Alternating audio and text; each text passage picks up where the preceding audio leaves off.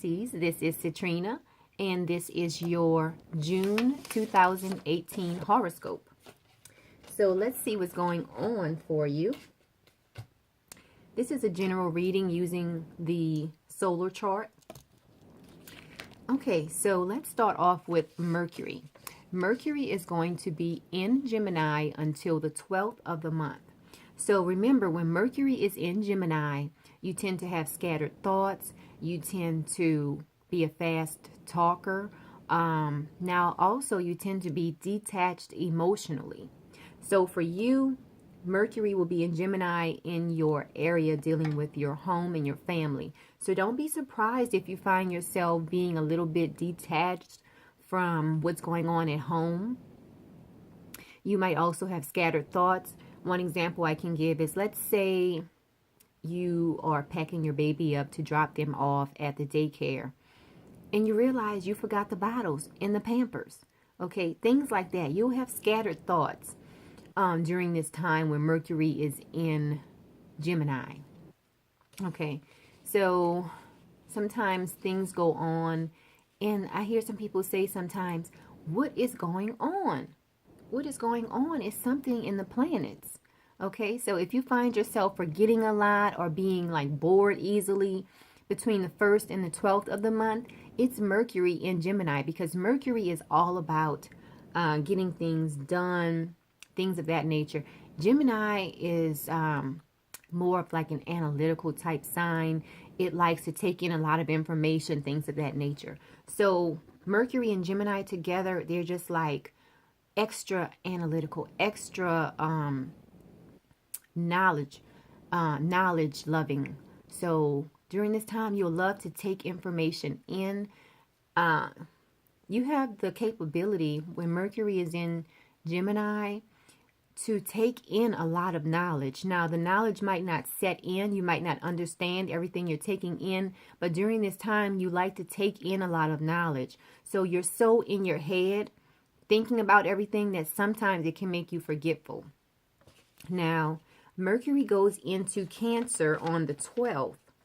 And for you, this will be in your house of creativity, fun, romance, kids. So when Mercury is in Cancer, you are a great communicator during this time. So when Mercury is in Cancer, you find yourself communicating how you feel. Okay, so for you, you'll be communicating how you want to have fun. How do you want to be creative? Okay, how do you want romance? What does romance look like for you?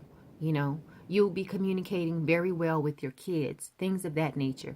And it's all about things that are fun, creative, romantic. Okay, so you have that to look forward to. Now, Mercury goes into Leo on the 29th of the month. When Mercury is in Leo, you will like to talk about yourself a lot. So depending on where it falls in your chart, that will let you know what you'll be talking about. So for you this month, Pisces, Mercury in Leo will be in your house 6. So you will like talking about your health, maybe, you know, your sports, you're into sports. You'll be talking a lot about your daily routine. You'll be talking about your health. You'll be talking about your diet, things of that nature. Let's see what's going on with Venus, because Venus will be in Cancer until the 13th of the month. Now, when Venus is in Cancer, you find yourself forming an emotional bond. You have a bit of a magnetic personality, like people will like to be around you. So let's see where it falls in your chart. Okay, so for you, it falls in your house 5. So you will find that whatever fun you're having, people will be drawn to you. So if you're out at the movie theater, you might find people just coming up to you, asking you, a question like, oh, where's the restroom? It can be simple as that, but those are the things that will happen to you when Venus is in Cancer, because you will appear to be a very affectionate person, okay? And as far as having an emotional bond, it's like your magnetism will be so awesome, okay? remember, it's in your house 5, so it's something fun that you're going to be out doing, and people will just be drawn to you for some reason. You'll be like, do people think I work here? You know, things of that nature. I know that's probably happened to some people before. You've been out somewhere and you're just minding your business. You might be shopping and people come up to you and say, how does this look on me? Or do you think I should get such and such? And you're saying to yourself, what? Why is this person asking me that? You know?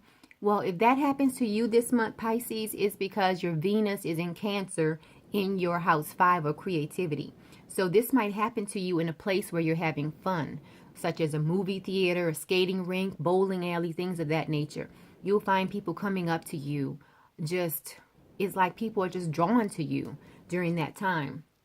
So let's keep moving on, because Venus goes into Leo. Venus will be in Leo on the 13th through the 30th of the month. For you, it's going to be in your area of life, dealing with your daily routine, your health, your vitality, things of that nature. So when Venus is in Leo, you find yourself splurging. You like to shop a lot. You're also generous with your money. So in whatever area it falls in, which for you, it falls in your daily life, your health, your vitality, you might find yourself spending a lot of money on smoothies or vitamins, things of that nature. So watch out for that, because during this time period when Venus is in Leo, you do not worry about money. You're more in your feelings when Venus is in Leo. So you buy things based on how you feel about them. So just keep that in mind. Now, Mars will be in Aquarius all month long, okay? For you, Mars is going to be in Aquarius in your house 12. House 12 deals all with manifesting your dreams. It deals with places of isolation, such as hospitals, prisons, things of that nature. So it also deals a lot with the subconscious mind. A lot of people call house 12 the mystical house, because house 12 deals with all of the subconscious topics, such as meditation, prayer, you name it, dealing with the Kabbalah, the Quran. That is house 12. So for you, you'll be looking for new ways to expand your subconscious mind or your higher mind. So you can look forward to that this month. However, you need to do it before June 26th, because between June 26th and August 26th, Mars will be retrograde. So a little bit about Mars. Mars is the planet of action. Mars likes to initiate things. You know, it's a very masculine energy. So when Mars is retrograde, Mars is like, check back with me after August 26th, okay? It's like Mars is on a cosmic break. It's on a cosmic vacation. It's like Mars is saying, don't bother me until August 26th. If you want to get something started, come back after August 26th and I can help you, okay? So whatever you're trying to get started as far as, you know, delving into the subconscious topics, things of that nature, you need to do it before Mars goes retrograde.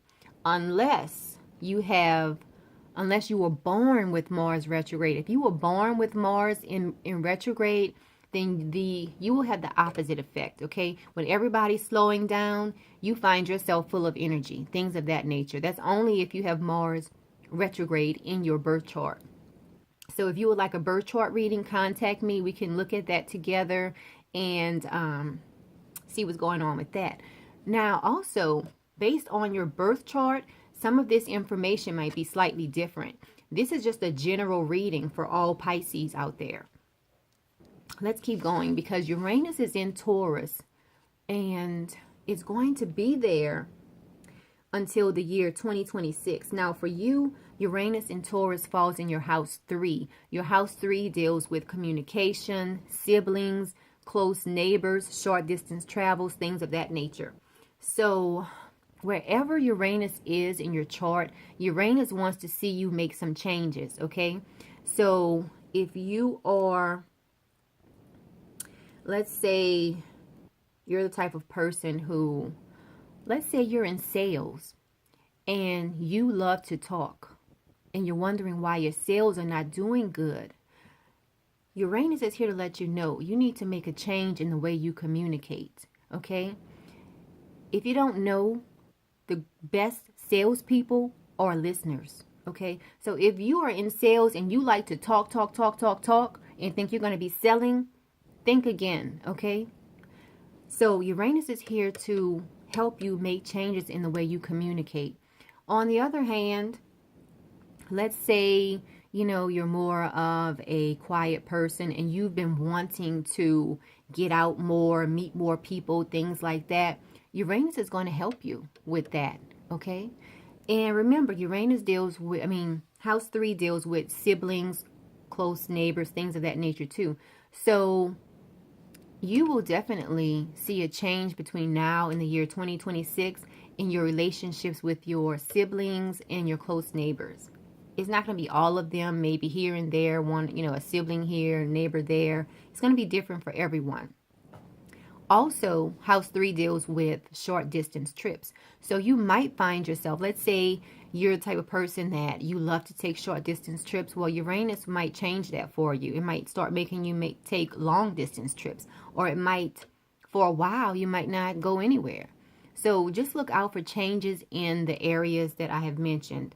House 3 deals with communications. You might see a change in the way that you communicate between now and the year 2026. You might see changes in the relationship with your siblings and your close neighbors. You might see a change in the way you feel about short distance travels. So just look out for that.